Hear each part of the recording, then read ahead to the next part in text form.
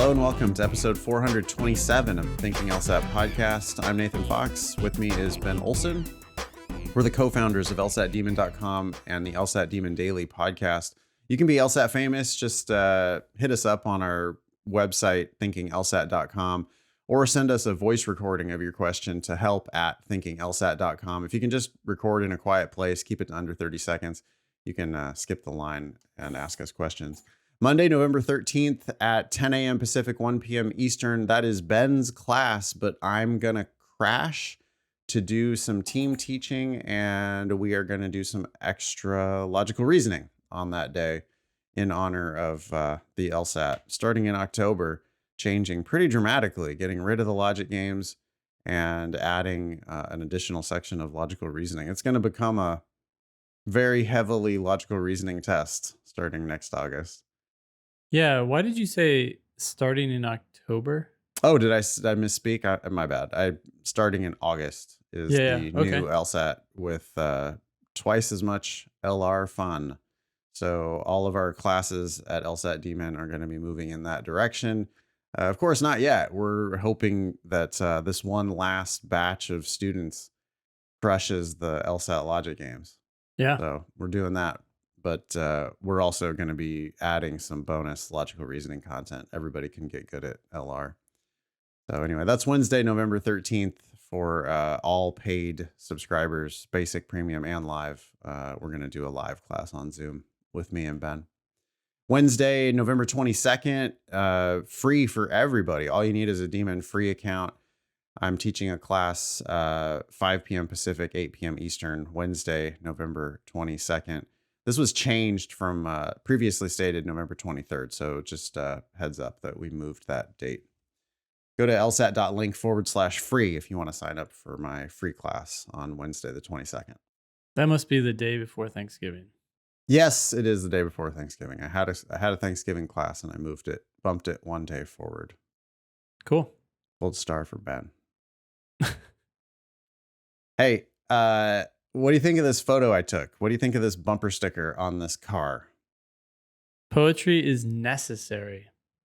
Yeah, I thought that was a good discussion topic maybe for the podcast. Sure. You have any bumper stickers? I do not. I prefer a clean bumper. So do I. Well, I prefer not to go around wearing like a little badge that says I know things more than you know. It's kind of like every bumper sticker sort of says the same thing, which is like I know better than you do. Yeah. But anyway, this one it's a nice sentiment, I think. But the sense of the idea here is that's all the bumper sticker says. The bumper sticker says poetry is necessary. Yep. And I did a double take and had to walk back down the road and go take a picture of it. What does it mean? That this is a parked car that Nate is taking a picture of versus you trying to hover over your dashboard while you're driving, you know? Yeah, no, it's a lot easier as a pedestrian. So what does it mean? I think that there's maybe a little LSAT logic or LSAT logical reasoning lesson here. What does it mean, or does it mean anything to say poetry is necessary? Well, what I take away from this is that life requires various things. Most people would agree that life requires water, food, family and friends maybe. And this is adding to that discussion and saying, hey, we also need poetry. I'm not one that appreciates poetry very much. A lot of times when I read poetry, I'm kind of like, okay, yeah, it would have been nice if you had just said this directly, but that's, just me, Scrooge, I guess. What would you say on the LSAT if you saw a statement that said just simply poetry is necessary, full stop. Poetry is necessary, period. What would you say? It's a little odd because it's like, for what, right? There we go. Yeah. That's the thing that I really was trying to get at is necessary for what? Yeah. Poetry is necessary, but necessary for what? In LSAT terms, there is no such thing as just necessary. There's also no such thing as just sufficient. Yeah. If poetry is necessary, Ben, you suggested maybe poetry is necessary for life. Maybe that's what they mean. Yeah, I think that's what they're trying to say. But yeah. Okay. Now, if that were really literally true, if it said poetry is necessary for life, yep, then what would that imply? That would imply that without poetry, people wouldn't be able to live, or at least things wouldn't be able to live. Yeah, and that if we were alive, then we must have poetry in our life somehow, somewhere, in some form. Yeah. So then it seems maybe that bumper sticker negates itself. What do you mean? Well, poetry is necessary for life, but I'm here walking down the sidewalk perceiving it. Yeah. So I guess I must have poetry. You must. It's just noting that poetry is necessary for life. Yeah. I'm being a bit of a smart ass about it, but it's pretty meaningless without saying what it's necessary for. Are you saying it's necessary for us to have a good education? Are you saying it's necessary for us to have peace among our, fellow citizens? Yeah. Are you saying or it's for love, or for necessary for love, necessary for happiness, necessary for what? You don't just get to say for what? Really, you're gonna go back and tag a little question on this car. I'm like knocking on the door of the car window of the car. They roll it down, and I'm just like, for what? What is it necessary? God damn it! They're gonna throw a poem back at you. Okay, well, anyway, we had enough fun with that. Let's move on to this item from Eric. He found it on Reuters. Again, Karen Sloan, who seems to be like one of the only reporters. It's all she's the only one we ever quote. She's everywhere. I know. Karen Sloan. She's owning the law school beat. Anyway, there's an article here that says the law school survey. Oh, well, why don't you read it? Okay, the law school survey of student engagement examined first-generation law students and found that what? And then Eric has kindly given us 5 bullet points here. 1, first-generation students make up 26% of law students nationwide. Okay, so just to clarify here, we're talking about first-gen law students, right? So they're not necessarily first-gen grad or college students. I would say it's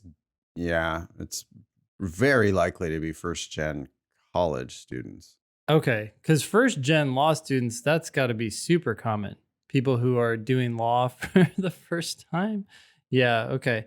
35% of first-gen students are expected to graduate with $120,000 in student loan debt compared to 23% of non-first-gen students. Okay. First-gen students in 2023 entered law school with an average LSAT score of 154 and 3.35 GPA compared to 157 and 3.44 for non-first-gen. Okay. First-gen students spend more time studying and working on than non-first-gen students and get slightly lower grades. B average compared to B plus. Wow. They're less likely to make journal or become involved in student organizations. Wow. Yeah. If you want to dig into this study, it came out of LSSE.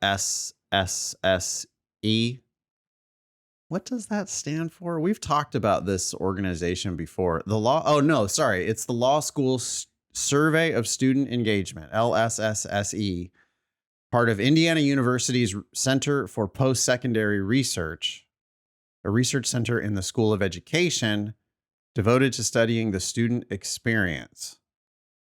What do you think about these findings? It's pretty damning to me. I mean, that paints a pretty bad picture of what law school is like for first-gen students in my book. There's subtle differences and they're not unexpected differences. Mm-hmm. Pretty damning though. Slightly lower grades, B average compared to B plus. That doesn't seem like maybe it's that big of a deal. But that's a big, big difference when you're talking about law school grades and employability. Yeah, and they're not as likely to be on journal or get involved. That Right. doesn't help either. Oh, The if they're, lower yeah. I mean, journal is like the big prestigious journal on campus. A lot of times is like a nice pathway to big law. And so is good grades.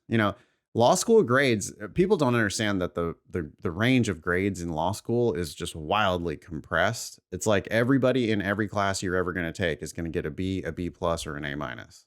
yeah. That's how it is. That's the only grades you get. If you do your worst possible job, you're going to get a B minus. And if you totally like destroy, like your one best grade of your entire law school experience is an A. Hmm.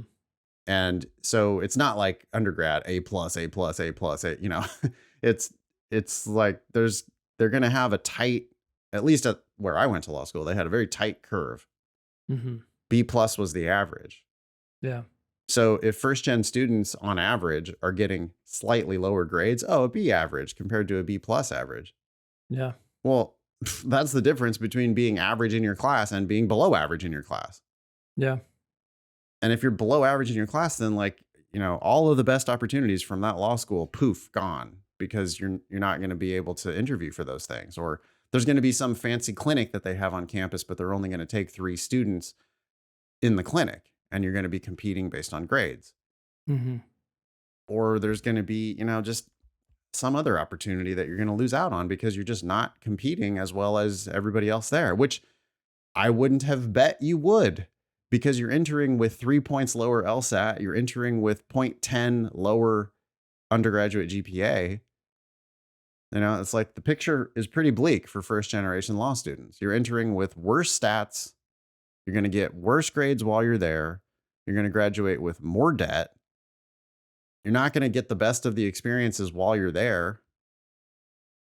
And then you add all that up, and they don't talk about employability here. Yeah. But all that paints a picture of a less employable student. Scary shit. I was a first generation law student. You were a first generation law student.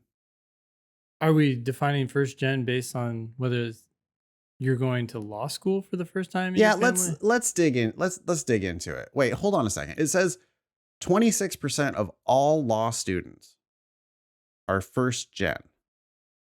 So now we're not sure whether that means first in your family to go to law school or first in your family to go to college at all. That's what I'm wondering. Yeah. Can we imagine that 75% of students are coming from families that had attorneys? I mean, maybe. This seems. No, impossible. In fact, right in the introduction, it says first generation students are trailblazers for their families. They attend college without the guidance of a parent who has completed their own bachelor's degree. Okay. So I'm not a first gen. So you're not a first gen. I am a first gen. My folks did not go to college. Ben's folks did go to college. So Yep. I was first gen. I did all these things. I mean, I graduated with $120,000 plus in student loan debt. I got worse grades. I did not do journal or get involved at all. I didn't have any kind of connection. So clueless. Wow. Anything else about this study? I mean, I do think people should go check out that article if they're interested. Yeah, I'm curious what you think of this average of 157 and 3.44 for non-first gen students. I mean, it's a much more attractive applicant than 3 points lower and 0.10 lower on GPA. Yeah. What, do you just complain about how low it is overall? Yeah, I'm just still like, okay, so it's an average, right? Which means you got people below that who are going to law school. It's like, this seems like this number should be closer to the bottom of the pool of applicants who are actually going into law school. Well, I don't know. It just gets back to, I think there's too many people going to law school. Right. I think we're both clear. I mean, I don't, you could put us up on the, with the lie detector test and the firing squad ready to go or something and say, what do you think about the number of people going to law school? And I think both you and I would go, oh, wildly too many people going to law school. Yeah. Like there's just not, there aren't going to be lucrative jobs for all these people. I'd prefer the average to be in the low mid 160s. People are going to accuse us of like sounding elitist or whatever, when we talk about this stuff. And I hope they don't take us the wrong way. People can improve their LSAT a lot. Like that's what we do is we help people who come in scoring 140 or something like this, scoring in the low 150s. Mm-hmm. But by the time we're done with them, they're now scoring in the high 160s or something. The thing that's terrifying about this is if that really is the maximum of your potential, like your combination of your English, your reading, your vocabulary, your attention to detail, and your very, very basic logic, just common sense logic. And if you actually try, and the most, if you max out at a 154 or even that 157, which is the average for not first gen, if that's the top of your potential on the LSAT, I don't know. I just don't, I can't imagine hiring a lawyer like that.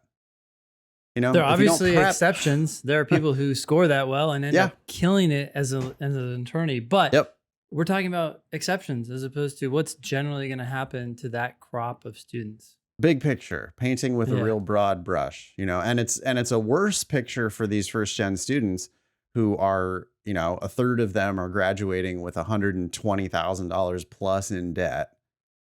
It's almost twice as many first gen students as not first gen students, by the way, who graduate with that much debt. It's, it's a way worse scam for people who haven't had families who have gone to college. And, I would like to see, actually, they should do a study where they actually do study people whose parents went to law school. Yeah, that would be interesting. Then there's so much knowledge coming down because my parents, as much as they went to college and everything, they were much more on the technical side, right? Right. My dad was electrical engineering. He's kind of like, wait, you want to go to law school? What is that? Yeah. You're like still 20 years later trying to figure out what it actually is. I don't know, Dad. I'll tell you someday. Yeah. Yeah. The story is bleak. I have a special place in my heart for first generation college students. I didn't get the most out of my undergrad, and I didn't get the most out of any of my grad school experiences. And I hope that we can shed some light. But the thing that I'm the most horrified about, law schools are like cheerleaders, like the schools themselves are cheerleaders for first generation students. But then they are also the ones who charge them $100,000 or more to go to their school. It's really sad because it's such an easy position to take, right? Oh, we're supporting this upward mobility. Access, justice, upward mobility, freedom for, everybody should be able to get a law school education. Yeah. Everybody should. No, oh, what? Your best LSAT is a 148? Yeah, but you still should be able to get it's for you. Law school's for you too. Which would be great if they put their money where their mouth was. Yeah. Right. But that's not what's happening. Or at least as far as we can tell. No, I mean, if this study is to be believed, right? If their data are to be believed, then law schools are charging first gen students more. Yeah. Yep. For less. Yeah. For less, because you're going to graduate with a worse class ranking. You're not going to have done journal or have become as involved in clinics or student organizations or whatever else. You're going to work harder for lower grades and you're going to pay more. Yep. It's a raw deal. And that's why we say don't pay for law school, because you just don't have to. I mean, you can opt out of that bad outcome by just making sure that you get a scholarship. Yep. All right. Go check out that article if you want to learn more. And please tell us what you think of it. help@thinkinglsat.com. We got a couple ask button questions about timing. You ready to talk about timing? Yeah. So number one says, so I'm noticing that I'm getting the questions wrong when I time myself 1 minute and 30 seconds? Oh, here we go. Yeah, that's Oh, that. geez. Yeah, there's 25 questions in the section and there's 35 minutes. So if you do the math, you get about a minute and a half per question. Yeah, this is And wild. I mean, this is an easy problem to solve. The person then says, "Do you recommend that I continue to time myself to get the question flow to be more smoother so I should spend less time on answering questions? I recognize that I tend to get the answers right without being timed, which could be problematic on LSAT test date if I'm not faster." Wow, you're really mixed up here. Not only do we not want you timing yourself on the individual questions, God forbid, we don't even want you thinking about time on the entire section. yeah, you need to learn the LSAT's most important lesson, which is that you've just got to ignore the clock. You got to answer the questions on your own pace, whatever pace that is, that's going to make you get them right. And if you practice that, and if you learn to just not try to go fast, try to go deep, try to get it right, try to solve it, the better you'll get at solving the questions, the faster you'll get at solving the questions, and you'll end up without really having a speed problem. But you're only going to compound the speed problem if you try to go fast, because you can't do that. You can't force yourself to solve the puzzle any faster than your brain wants to solve the puzzle. Yeah, and this is so bad too because a minute 30 seconds per question totally misses the reality that on some questions you're going to answer them in it's crazy, but 30 seconds. I do But that. others, yeah. I do that in Double Black Diamond. I'm teaching. I taught a bonus episode of Double Black Diamond yesterday in honor of the LSAT moving forward toward a highly logical reasoning oriented future. Yeah. I did an extra class of our expert level Double Black Diamond class. Hmm. And in that class, I do all level 5, maybe some level 4s sneak in there, hard Mhm. logical reasoning questions. Yeah. And it's just so stark because some of them are going to take us 15 minutes to discuss, and other ones are Mhm. going to take 45 seconds for me to do the question, and then nobody in the class has any questions. And Yeah. it's like, okay, well, we sorted that one out in no time. Yeah. There are shortcuts there, even on the hardest questions, even on, question number 22 at, the real nasty one that they've got buried at the end of the section. If you attack that argument well enough, there's shortcuts. They have the test laid out for you to take shortcuts. But you've got to be present enough to recognize them and to take them. Like, for example, we had one yesterday where the argument made no sense. I would describe the argument as highly attenuated, meaning Mm. they've got a premise and then they got another like kind of related premise, and then they got another kind of related premise, and then they got a conclusion. Yeah. And it's like, whoa, that is not an LSAT argument, Yeah. right? Like there's a hole here and a hole here and a hole here and a hole here. Holy shit. Like you're so It's like far away. premises about bananas and a conclusion about astronauts or something. Yeah, right. Yeah, exactly. And it turns out to be a strengthening question. Hmm. Took us a while to wade through the argument, took us a while to wade through the answer choices. The correct answer turns out to be E on this question. So it's like, okay, so here's how you make a hard question, right? You give a really shitty argument. You ask a strengthening question, which has a pretty wide range of possible correct answers. All you got to do is just make the argument better somewhat. Yep. Then you put 4 shitty answers, A, B, C, D. And then finally on E, you put the right answer and added difficulty bonus. And we see this on LR and on reading comp. The correct answer turned out to be related to a gap between in the first sentence, there was a conclusion and a premise. It said blah, blah, blah, for blah, blah, blah. And so they're presenting, here's my conclusion and here's a premise. Here's my intermediate conclusion, maybe? Is that what you're saying? Nope, there was no intermediate conclusion. It was XYZ for this reason. ABC. Yeah. And the ABC was meant as a reason for the the conclusion, but it didn't make sense. You know, it was just like, whoa, those are two different things. Are you saying that those are the same thing? What are you trying to do here? Mm-hmm. Anyway, long story short, the correct answer turned out to be a bridge between the conclusion and the premise, which were in the first sentence. So nothing else mattered. Right. So there's this big gap between, you know, the initial problem with the argument, which was right off the bat. And then there were further problems, but it was initial problem right off the bat. Yep. Strength in question. And then they bury the correct answer down at the bottom of the answer choices. And there was a shortcut there. The shortcut was get pissed about the argument right off the bat. Mm-hmm.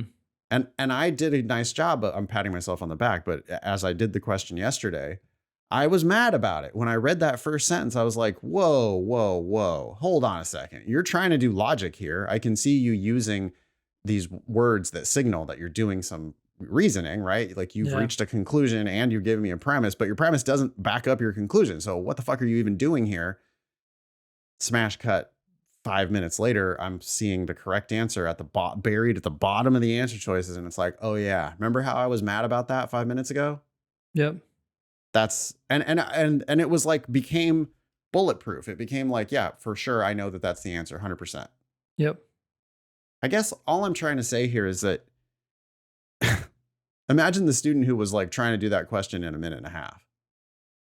I think you're going to get so in the weeds of the bad argument and so in the weeds of the wrong answer choices. And you're going to be just comparing wrong answer choices to one another instead of being able to, you know, like, it's kind of like stick to your guns, like get pissed as you're reading the passage. That's the critical thing. Get pissed at the jumps in reasoning, right? Right. And you can't be also watching the clock and trying to pay attention to these gaps in reasoning. Well, and you can't do that in a minute and 30 seconds. You can do some questions in 30 seconds and you can do others in 3 minutes. You don't know which ones are going to require more time, but you don't care about any of that, right? Because the questions that go faster give you that leverage to take more time when you need it. Absolutely. So our advice for our ask button questioner here is stop timing yourself on individual questions. Also, for sure. Stop timing yourself on individual questions. By the way, when you're doing your work in the Demon is secretly timing you on the questions in the background so that it can adjust the difficulty of the questions that you're going to see while you're drilling. Yeah. But your job is just to get them right. Your job is not to pay attention to the time. You just get them right. Think about that. Yep. Yeah. Mm-hmm. And so I would add to that, by the way, if anyone is like letting that affect them, they're like, oh, I know the Demon's timing me. Hands down, accuracy is going to matter way more. You get something wrong, boom, that's going to drop your performance metrics way more than getting a question slowly. Yeah, good, which it should. Yes. I mean, a missed question it's a double whammy, right? Yeah. It's the world's biggest waste of time. Because you spent some time on that question. You know, if you were this student and you spent 1 minute and 25 seconds on the question and you're like patting yourself on the back about, oh yeah, great, I made it. I did it in under 1 minute and 30 seconds. Yeah. And then you missed it. Oh, congratulations. You completely wasted 1 minute and 25 seconds and you got a wrong answer. Yep. You know, I would much rather you spent 2.5 minutes on that question and got it right, or 3.5 minutes on that question and got it right. Yeah. We have to learn to get paid. Stuart, in one of our classes, in his teaching notes, Stuart posted that he had been talking to his class about the concept of billable hours. Mm. Lawyers get paid for their time. Yes. Right? And some hours aren't billable. Is this where you're going? Well, if you miss a question, congratulations. You know, you just spent the weekend working on some brief and then you submitted it and it comes back. Oh, you're totally off. You're writing about the wrong, like you missed the issue entirely. Yep. And we can't bill the client for this shit. So No, you can't build a client for that. Are you kidding? Like yeah, this work product that it will make them lose. No, you can't build them for that.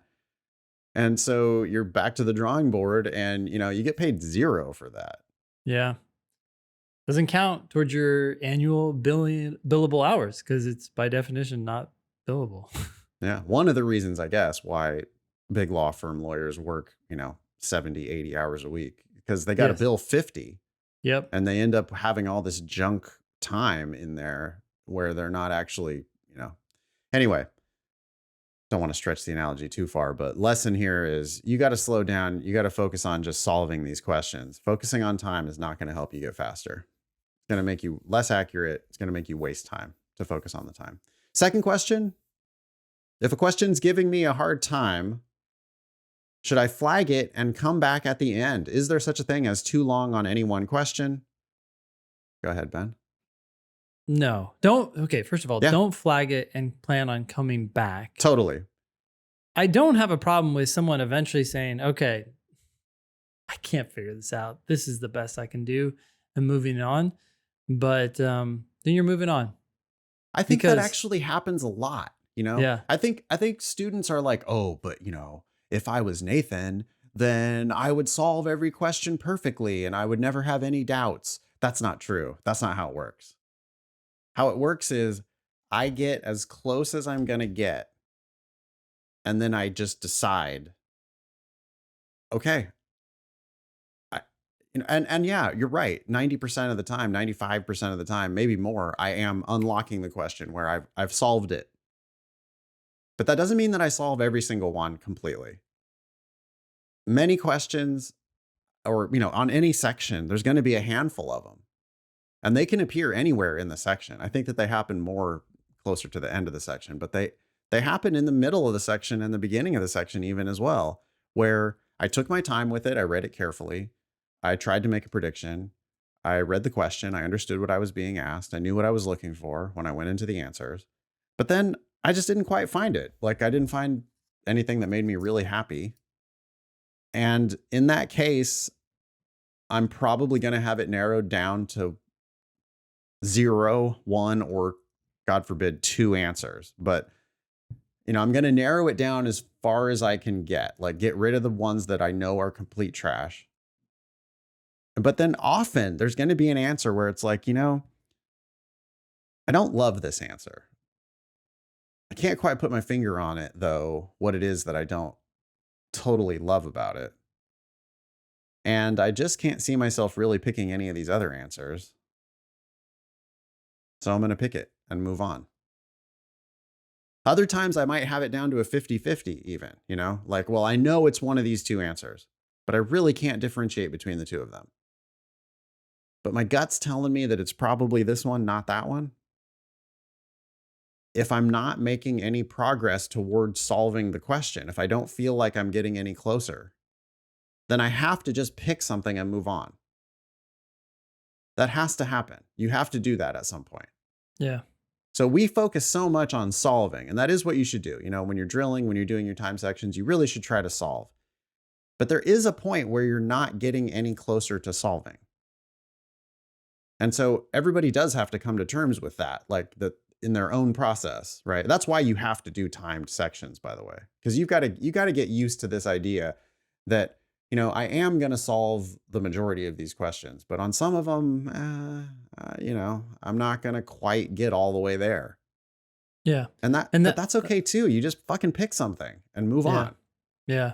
And that's okay. I think the reason we focus so much on solving is that it feels like everyone, when they start this journey, it's much more of this, okay, do it quickly. Oh, pick an answer. Even at the end of their journey, right? I mean, most students, whether they've been with us for 3 days or 3 months, most students go too fast. They try to go too fast. Yep. Everybody's problem is you're trying to go too fast. Or they get it down to 2 and they just guess. And they're like, I got it down to 2. And they're celebrating that victory. And it's kind of like, that's actually a celebration that everyone else just had too. You're not in some sort of special boat. Right. I want you to do one more lap on that, right? I want, like, if you get it down to 2, okay, good. Then compare those 2 together. Like, let's get serious about it. If one of them's right and one of them's wrong, then we have an opportunity here to turn a half a point into a full point by Yep. figuring out which one it is. Yep. And that's, yeah, I mean, we do spend like 99% of our time talking about that. Mm-hmm. But today, I do want to also make it clear that you can't sit there for 15 minutes on any one question. Like, you do have to at some point decide, okay, I am smart enough to understand this stuff. I do usually solve these questions. This one, I'm not, for whatever reason, I'm not like unlocking it 100%, but I'm also not getting any closer to unlocking it. So I have to pick the one that I think has the best chance of being right. And then you just got to be okay with it, right? You've just got to go, okay, fine. Like, that's my answer. Might be right, Yep. might be wrong. Yeah. But answer and move on. Do not, during your timed sections, try to flag questions and then go back to them. Yeah.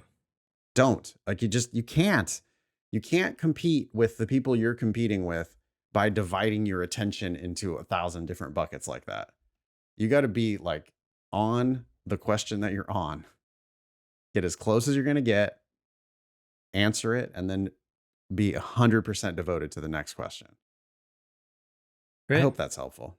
Yeah. There is such a thing as too long on any one question, but you don't learn that from the clock. You learn that from, am I getting closer toward the answer? Does it feel like I'm increasing my understanding? Because I can read it one more time if I'm still increasing my understanding. But at some point, you get to the point, your wheels are just totally spinning. You're not making any traction at all. Okay, well then pick something. Move on. Want to talk to Nikki? Nikki describes herself as an untraditional student. Okay. Hi, team. I am an untraditional student. Will hopefully start law school in the fall of 2025 and will be 32 years old then. She thinks she's, I guess, old. That's a for law little school? older, but it's not, I think it's silly to be calling this non-traditional. Yeah. There are many, many people that age who go to law school. Even if it's only 5 or 10% of your class, it's still not like it's a shocker that there's slightly older people there. Nikki continues, I only have one option for school in my state, which has a part-time program, as I cannot afford to not work while in school. Good. I work full-time as a paralegal. I hear you Good. talking about people applying to a few different schools, but I don't see the reason for me, as I cannot relocate out of state for personal reasons. What would my outcome be if I applied to a bunch of schools I will not be able to attend anyway? So I'd love it if you could discuss that in your future podcast. Thanks, Nikki. I mean, I think you should do it just so that you would know your worth in the marketplace. Like, how do you arrive at a reasonable price with the one school in your state that has a part-time program? How do you arrive at a price with them if you don't know what price other schools want to charge you? Exactly. This is more to help you negotiate and advocate for yourself. Yeah, even if your full intent, you can have one target school like this. That school makes the most sense for you. Fine. I believe you that school makes the most sense for you, but not until we settle on a price. So yeah, I think you got to apply broadly so that you can let the market tell you what your application should be worth, so that you can then negotiate better with the school that you do want to go to. And I would add this one other piece here, Nikki. It sounds like you're stuck in the state and this part-time program is the only program that will work for you when you finally start law school. But I will say there are things that have happened throughout my life that completely changed Oh, yeah. God. where I thought I was going to be, even just 6 months back. 6 months ago, I thought, hey, this is what I'm going to be doing in the next 2 years, 5 years, whatever. A year later, I'm looking back going, holy shit, things have changed. And I'm not at all where I thought I would be. Good or bad, right? It's like, yeah. It's like the story of, at some point, I think it's the story of everyone's life. Just, wow, I did not think that was going to work out that way. Yep. couldn't have possibly predicted that. And how could we possibly have predicted that, right? In our lifetimes, Ben, we have 9/11, global Yeah. pandemic, Yeah. space shuttle explosion. Nah, I don't know. What else did we have that was a big deal? Well, those are like kind of macro events, right? But even this micro events, things happen, certain maybe family members pass Oh, you fall in away. love, you get Pe- divorced, somebody in your Yeah. family, God forbid, gets sick, you have a Yeah. kid, there's so much that can happen. Yeah. I mean, and it by the way, it doesn't stop. I mean, I'm here to report from my mid to late 40s, and I'm telling you that in the mid to late 40s, it still keeps happening. Yeah. And Yeah. I've been 8 different people in the last 20 years of Hmm. my life. All that's to say that if you apply to these multiple schools and you're dead set on this one school in your state, first of all, you don't need to tell them No. that, but things might change. And you might be like, holy shit, actually, that school over in that other state yonder there And we've seen it happen. looks good to me now. Yeah. We've seen it happen, right? And, I would also encourage Nikki to consider various, there's these days, especially when you're talking about part-time programs, there are innovative programs out there. There are programs that are moving more and more online. Mm. Nikki, Yeah. there might be options for you to go, you might be able to go weekends to some other school that you hadn't considered. Who knows? But I'm going to go back to my original advice. You can't have a reasonable discussion about the price if you're only negotiating with one school. These schools are negotiating with thousands of other applicants. Yep. They are in such a more powerful position than you are. Even if you apply to 15 schools, they're still in a vastly more powerful position because they have thousands of applications. They have And they do this every single options. year. They do it Yeah. over and over and over. They are experts at this. Yeah. And you're coming in as a complete novice. If you apply to one school, you're going to take whatever offer they are generous enough to give you. But if you apply to multiple schools, then you're going to have other options. And when you have other options, you can you can push back a little bit on the deals that you're being offered. Yep. Thanks, Nikki. Thank you. All right. This one is coming from someone named Cautiously Optimistic, possibly delusional. That's their name that they gave themselves. The subject is a felony in 2023 from an incident in 2021. I'm a Okay. former family practice healthcare provider and have always had an extreme interest in the practice of law, semicolon. I am particularly fascinated by healthcare law. During my practice as a provider, there was a situation that was investigated, and after investigators told me that I was, quote, already going to federal prison, I made the uninformed decision, without the counsel of an attorney, to not be forthcoming with certain details out of fear. Fast forward to 2 years later, I received an indictment and later a conviction on 18 USC 1001, false statement, due to the withholding. Only 3 states disqualify felons from taking the bar. Producer Eric looked that up. Texas, Kansas, and Mississippi disqualify felons from taking the bar. Cautiously optimistic and possibly delusional continues. I have spoken to admissions at several schools and have been informed that it isn't an immediate disqualification. My UGPA was 3.7 and my LSAT goal is 175 plus, with a goal of applying to schools after the logic game gets dropped. So waiting to not study the games. Interesting. Why? Games are like the most solvable section of the test. But okay, anyway. Would I ever have a chance at admission? I have no intention of applying anywhere that doesn't offer merit or need-based scholarship.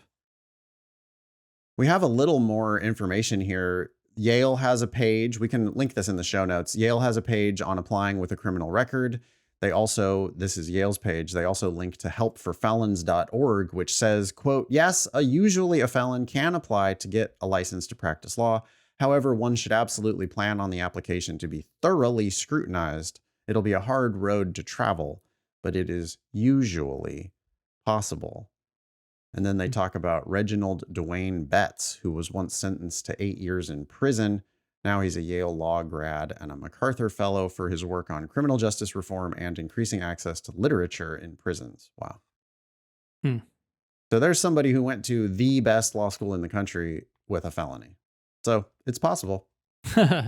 Yeah, it's possible. I do think the lower ranked you go in terms of law school, the less scrutiny they're going to apply, even though they're still going to apply scrutiny.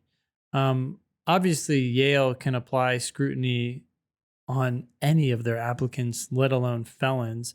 I think any other law school, even if it's lower ranked, would still be concerned and thus want to know more. But look, schools got to fill seats. You got a good GPA, you got a good LSAT. I don't think they report the number of felons on their 509. So as long as they feel comfortable with what happened, I don't see it being a huge roadblock, especially if you apply broadly. I would start by calling my state bar if I were you, and I would explain to them exactly the situation. I mean, I would share with them all the information that you shared with us. Don't withhold.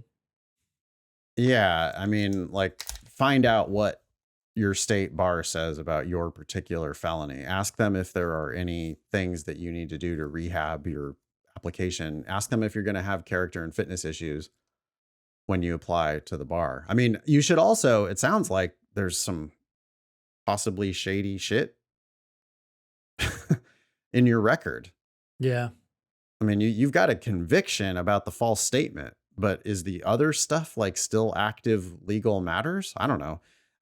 Do you really want people poking into your shit? Because like that's what's going to happen when you apply for the bar. Yep. You're going to have like some investigators who are going to like go back and dig into all this shit. So if you can handle that, you know, then great. But if you can't handle that, maybe this is something you want to not get yourself into. Yeah. You got any other advice for cautiously optimistic, possibly delusional? No, I think that's great. Figure out what the state bar, how they react.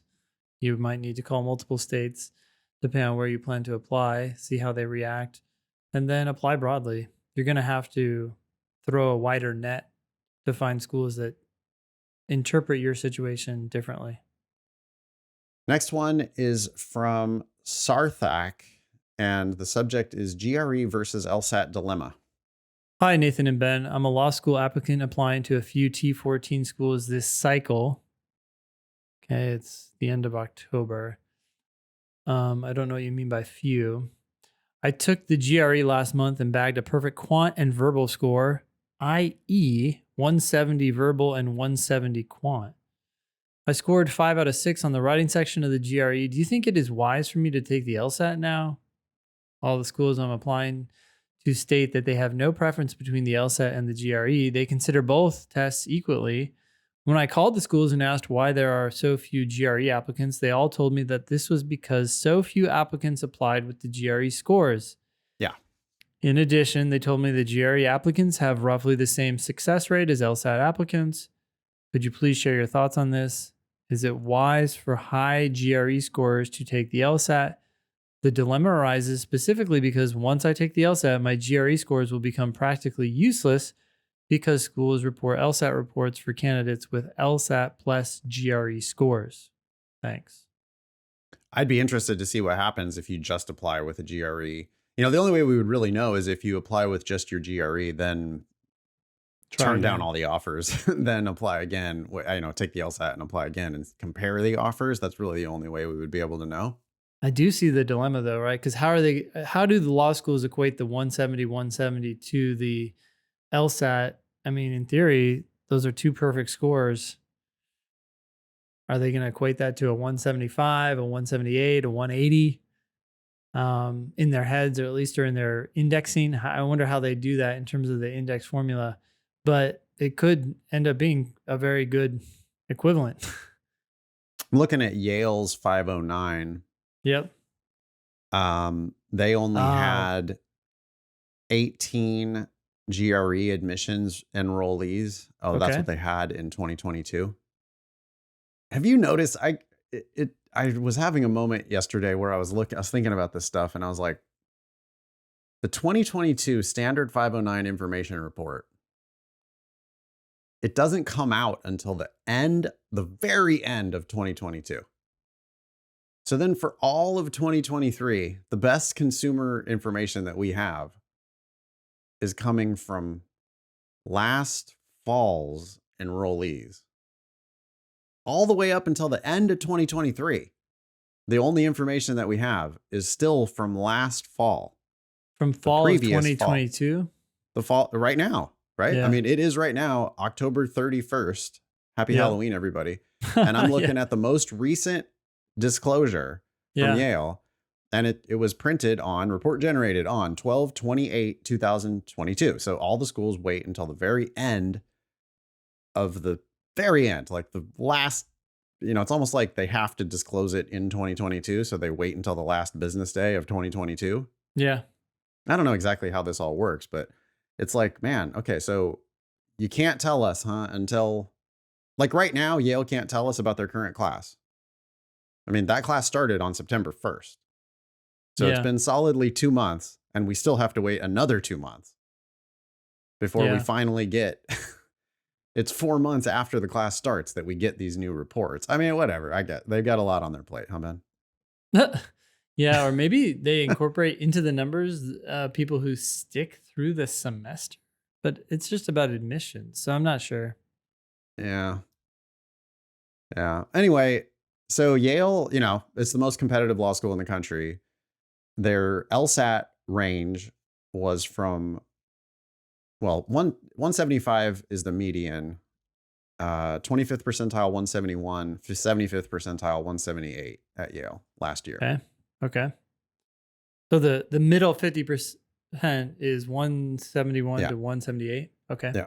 They had 18 GRE admissions enrollees. Of those, the median verbal score was 170 and the median quant score was 168. So the verbal scores ranged from 160, 25th percentile GRE verbal reasoning, 169. One less than perfect is their 25th percentile. Wow. Yeah. So yeah, I mean, Yale is telling you, you don't have to be perfect on GRE verbal, but boy, you got to be damn close to perfect on GRE verbal. Yeah. And then GRE quant, little wiggle room, but not that much. Down to a 161 on the low end, which is to be expected. That law school applicants wouldn't be as good on the quant side. Yeah. So in terms of the writing, the analytical writing, their 25th percentile is 5. So in that sense, this applicant is a little bit like a splitter. Yeah. Why didn't you score 6 out of 6? Yeah. The writing score is actually bad compared to other Yale enrollees. That's Yale. Yeah, that's interesting. I mean, you're in the 75th percentile for quant and verbal at Yale. You're also in the 50th percentile, I guess, for Harvard. 50th percentile. So Harvard has 57 GRE admissions enrollees. Harvard is a much bigger law school. We're talking about 564 people in the first year class. Yeah. Of those, 57 of them were admitted with just GRE. So a little over 10%, actually. Harvard's been accepting the GRE for longer than other schools. Their 50th percentile GRE verbal 168, 50th percentile GRE quant 166, and the 50th percentile on the analytical writing is a 5. Yeah, I don't know. Your GRE profile makes you pretty competitive there. Yeah. I might just apply.